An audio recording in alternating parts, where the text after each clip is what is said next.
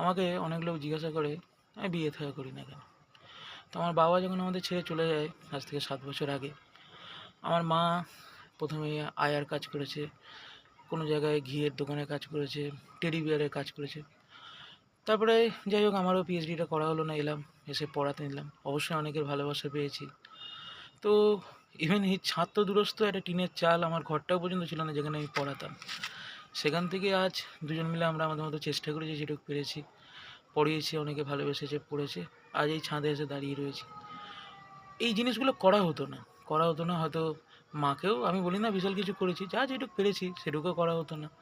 তাই হয়তো সবার জন্য, মানে আমরা অনেক সময় অনেককে দেখে বলি না এই করছে ও করছে না কেন, তাকিয়ে দেখতে তার জীবনের লড়াইটা কোথায়। হয়তো অনেকে অনেক কিছু আগেই পেয়ে গেছে, পেয়ে যাওয়ার ফলে সে আরও অনেক কিছু করতে পেরেছে, কিন্তু যে পায়নি তাকেও তো করতে হয়, সেই করাটাকে ভুলে গেলে হয় না। তাই জন্য হয়তো আমাদের অনেক কিছু করা হয়ে ওঠে না, এই আর কি।